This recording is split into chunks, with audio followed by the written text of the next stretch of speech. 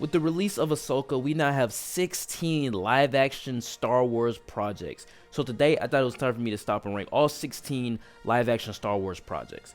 Please note that everything that I will say in this video is just my very own opinion. My name is SW Nation, and you're free to comment down below your very own ranking of all 16 Star Wars projects, live-action, ranked from the worst to the best, just like me, or you could just do your favorite. Please don't forget to check out that Twitter that's going to pop up on your screen right now, and also that Star Wars playlist. That link is in the description. And with that being said, like, comment, and subscribe, and let's get right into our ranking. Kicking off our list at number 16 for me is The Book of Boba Fett, a show that's way more interested in getting Grogu and Mando back together rather than telling a story about his titular character.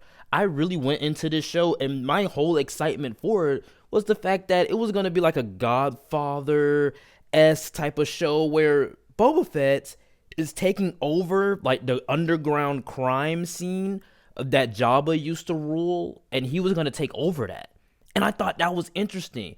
See, the problem here is that we have two stories going on. One of them is in the past with how Boba got out of the Sarlacc pit, as well as his journey with the Tusken Raiders, but also a story in present day with him taking over Jabba's place. And one of them leads nowhere. The one with the Tusken Raiders leads nowhere. They have them for 2 episodes and then they're killed off. And then the present day one isn't interesting enough for 8 episodes. They introduce new characters like the Mos Espa Vespas. I don't care about these characters. For most of the show, Boba Fett is getting told that he's wrong and that you can't do this, you can't do that.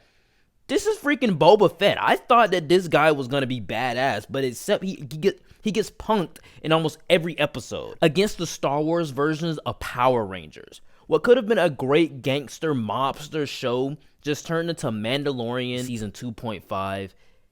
And when the best episodes of this show is not even focused on the titular character, you have a problem. At number 15 is Attack of the Clones. To be honest, I don't understand the plot of this film. You have the murder plot line, and then you have the bounty hunter plot line, and then you have the clones plot line, and then you also have to incorporate Anakin and Padme's relationship.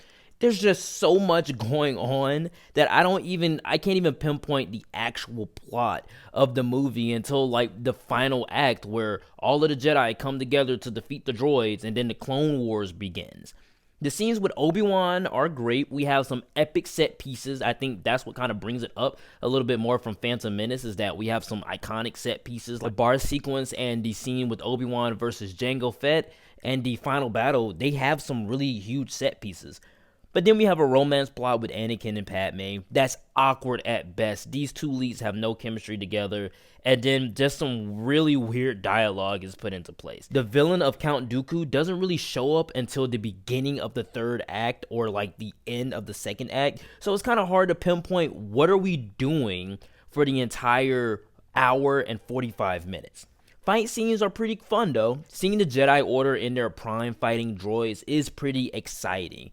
But other than a couple of scenes, I don't find this movie that interesting or intriguing. At number 14 is The Phantom Menace. I don't know what it is about this movie, but I really like it. Now, Attack of the Clones has some great set pieces, but I can't really understand like the plot and where are we going.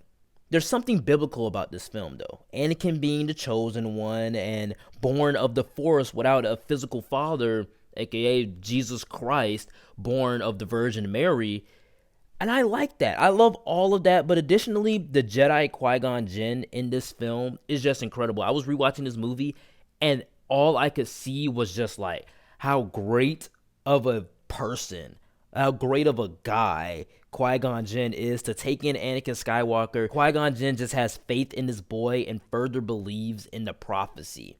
It solidifies that he's one of the best Jedi. Of course, the Gungans are annoying. Of course, you have Jar Jar Binks, one of the worst characters in Star Wars. But I have to say, the look of the movie looks regal and royal in a sense. It's like an Asian royalty painting just splattered on the screen. You know those paintings that you see in your grandmother's house? Now, I must agree with Sean Chandler that maybe Anakin should have been aged up a bit, because it is kind of weird that him and Padme are supposed to have a relationship together, but Padme is like 15 and he's 10.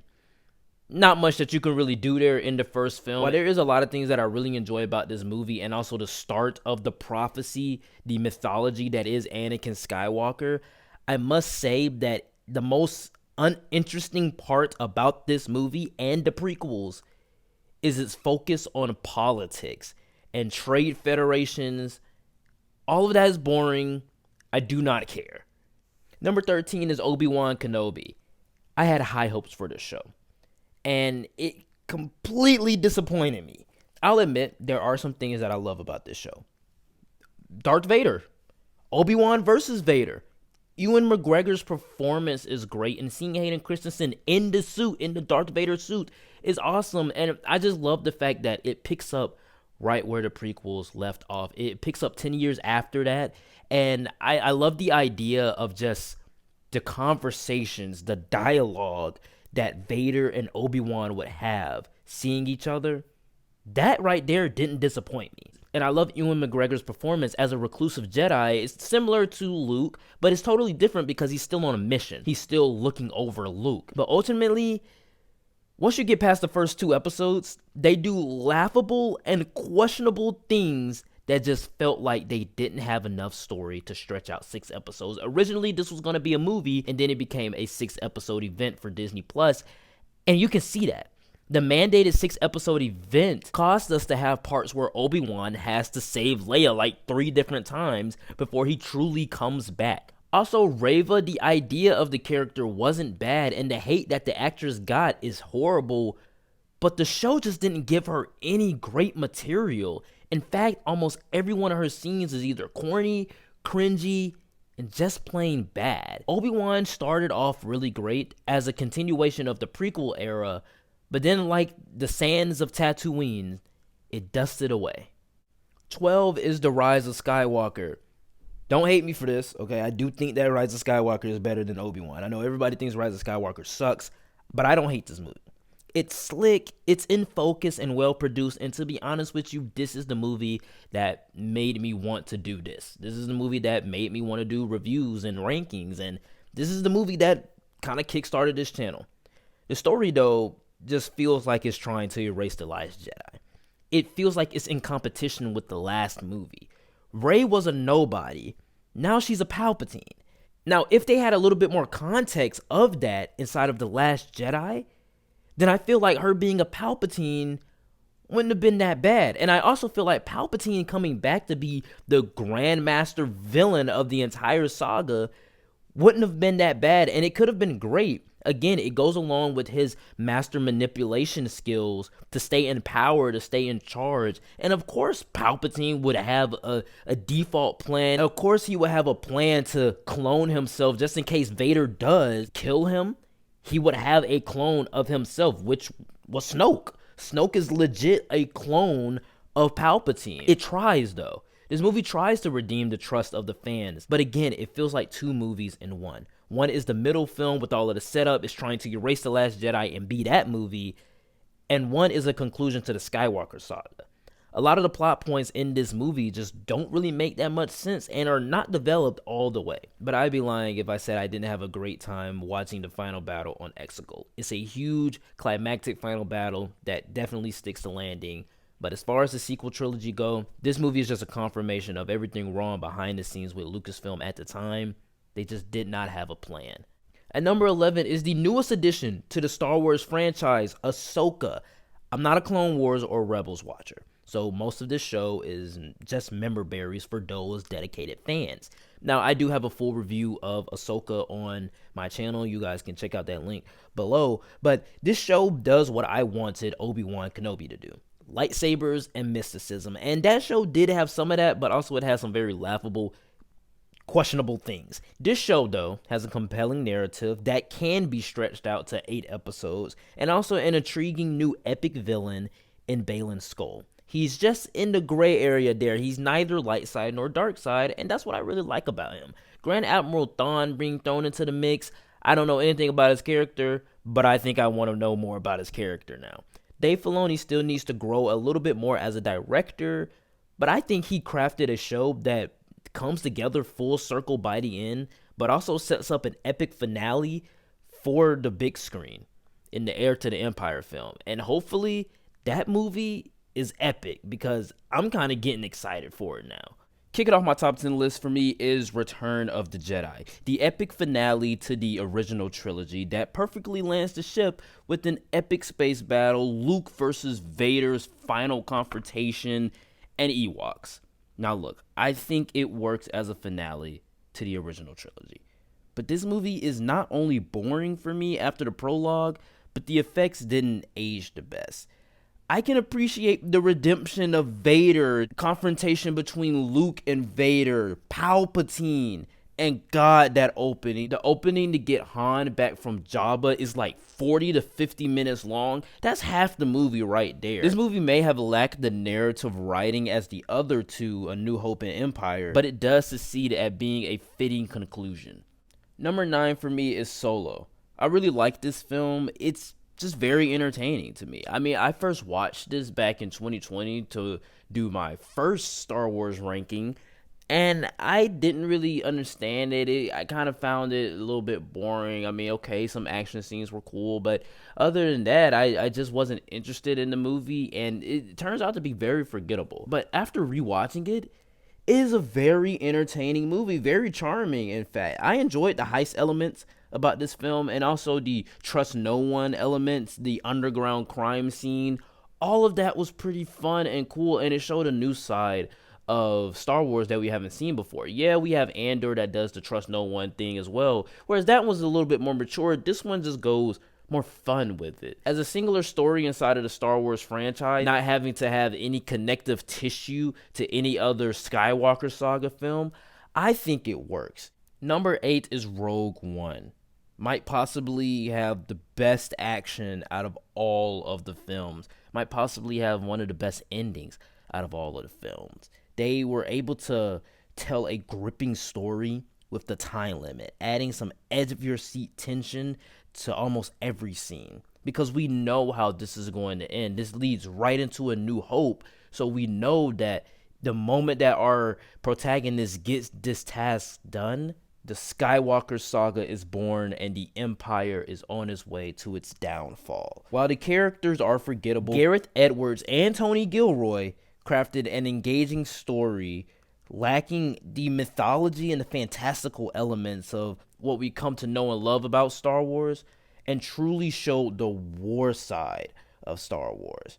Everyone knows that this is a mission, and all hands are on deck, and they know the consequences of this mission. Deaths happen, sacrifices are made just to ignite a spark in the rebellion. At number 7 is Andor. Definitely put the war in Star Wars. It's something totally different from anything else in Disney Star Wars, showing the dark side of trying to start a rebellion and following a protagonist that's not all the way pure of heart like we've seen in the Skywalker saga. The risks this show takes makes this show excel above the others. It's exceptionally mature and offers a ground perspective of the Empire's reign. Only problem is that it's different, and it could be a big departure from what fans know Star Wars to be like. And it's not going to be for everyone because it's very jarring how mature, deep, and thematic this show is. It works on a big scale, but it has a really small budget. They also do what I think the Arrowverse should have been doing for years, and that is take individual story arcs and split them out into 3 or 4 episodes and then have them spread out across the entire season. You have a 12-episode season here with Andor, but every 3 episodes is a new arc. I love that. It's not my favorite Disney Plus Star Wars show, but it's definitely a great one.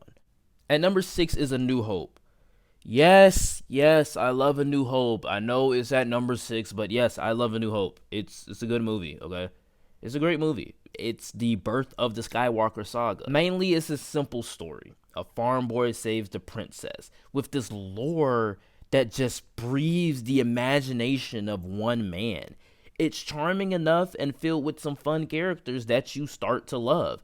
It's just so much fun. It's enjoyable. It's an incredible, timeless story. And it started one of the best film franchises in the most expansive world. And it's just a world that you just want to explore more. The first Star Wars film, A New Hope, is dated inside of the lightsaber choreography, but everything else stands the test of time. Kicking off my top 5 list for me is The Mandalorian, the perfect blend of different but also true to the DNA of Star Wars. To its core, Star Wars is mainly episodic, and this is what that show is. And in fact, the journey is the story, and the journey is actually exciting and engaging. I love the idea of a Lone Ranger show about a bounty hunter who has to do tasks to get closer to his actual goal, kind of like a video game. It's able to fit nicely inside of canon, but also it doesn't have to. It can do its own thing in the universe and not have to connect to any other Skywalker Saga episodes. Even though season 3 was terrible, The Mandalorian will always be the greatest thing to come out of Disney Plus, in my opinion. I love this show. At number 4 is The Force Awakens. I'm not a hater of The Force Awakens, like a lot of people have turned. Over the pandemic, a lot of people just turned, oh my god, The Force Awakens is just trash. It's just a New Hope. It's literally just a remake of The New Hope. Yeah, that's why you guys liked it. That's why you liked it in 2015. You know the highest grossing film in North America, domestically, is The Force Awakens. $2.66 billion? Yeah. That's The Force Awakens. You loved this movie when it came out. So don't switch up now because of how the trilogy ended. If you like the movie as an individual movie, then you like the movie as an individual movie. And for me, I like the movie as an individual movie. Now let's get the negatives out the way though. It's just an updated version of A New Hope. Look, literally, this film was more interested in getting us to remember old Star Wars too much. It was trying to show all of the nostalgia beats, but honestly, I kind of like that about it. It's just trying to entertain, and J.J. Abrams just wants to take us on this roller coaster ride, and he shows an appreciation for the older Star Wars. Now, when it comes down to story, it sets up a lot, and it does a lot of interesting things. The idea of Finn, a rogue stormtrooper turned Jedi, interesting story. The son of Leia and Han turning to the dark side, being the villain of this trilogy. Interesting. Luke Skywalker's disappearance. Interesting. So we have a lot of interesting ideas here that kind of laid the groundwork for what this trilogy was going to be like. But I don't think I can blame this film for not following up on that, when literally that was the next film's job to do so. Kicking off my top 3 list is Empire Strikes Back. Yes, I know it's iconic, but beyond the twist and the great duel, what's really top tier and peak about this movie?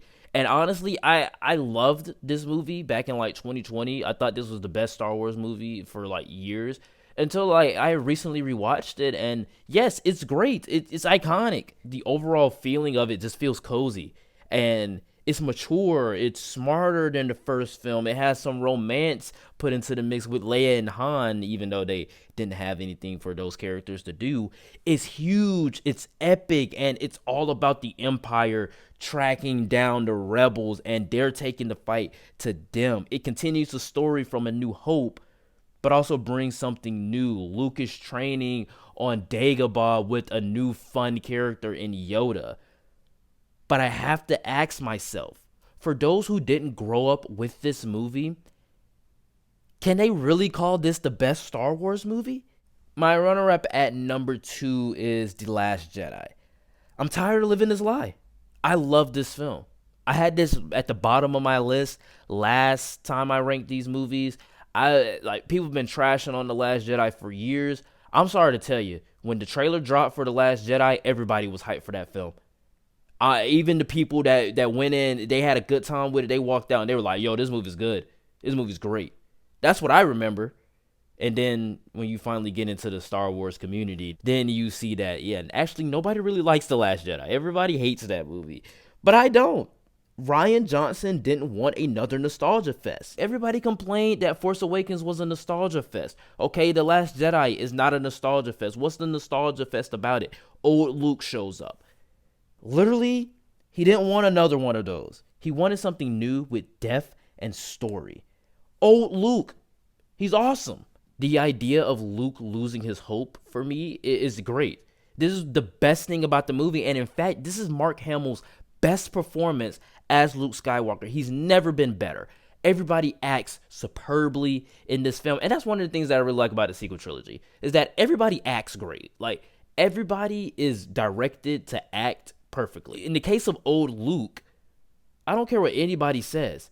His arc in the film is great. As a guy going from, in the Return of the Jedi, I saved the universe, I was able to turn the most evil man in the universe good again.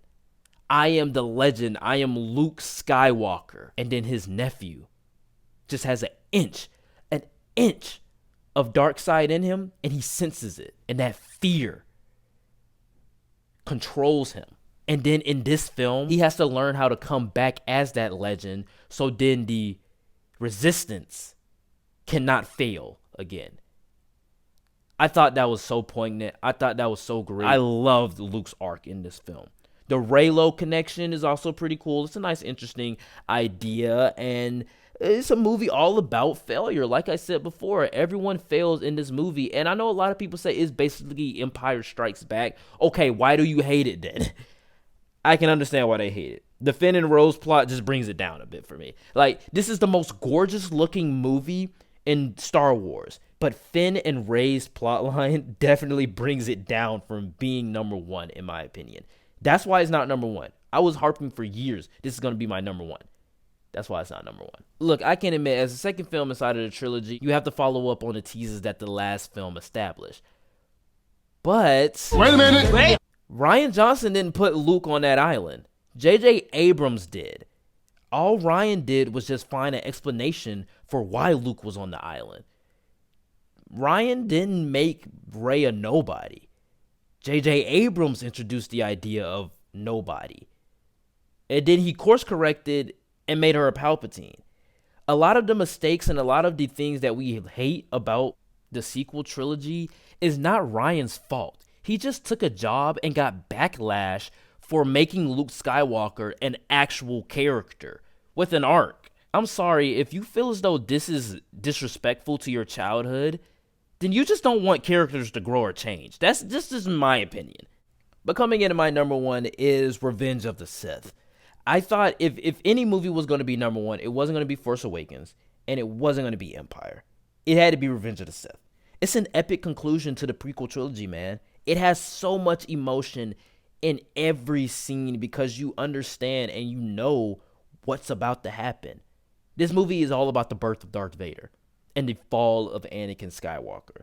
It finally comes full circle for the rest of the saga, and at this time, this is going to be the last Star Wars film for years to come. Not even like before Disney was going to buy them. This duel on Mustafar between Obi-Wan and Anakin has so much tension, so much emotion in it, and you feel every hit. The Order 66 scene is emotional as you see most of the Jedi die. But one thing that I really love about this film is that George Lucas really planted so many seeds in this movie to where when we watch A New Hope, it feels seamless. It feels as if every single thing that happens in this movie connects directly to the original trilogy. Obi-Wan's reclusiveness on Tatooine, but he's still keeping an eye on Luke. Yoda, reclusiveness on Dagobah. Padme dying, but also the reason why Luke and Leia never met. I just love just seeing the Easter eggs get planted there. The tragedy of Darth Vader is just one of the most epic, phenomenal stories ever to be told on screen. This is why Revenge of the Sith, in my opinion, has to come in at number one. Alright guys, that is it for this very long ranking. Please know that everything that I did say in this video was just my very own opinion. My list was certainly not the right list, it was just my list. And you're free to comment down below your very own ranking of all 16 projects, live action Star Wars, ranked from the worst to the best. Just like me, or you could just do your favorite. Please don't forget to check out that Twitter, that link is in the description, and also that Star Wars playlist, that link is also in the description as well. Come back later for more Star Wars content here on the channel. Like, comment, and subscribe, guys, and I will see you all next time. Peace.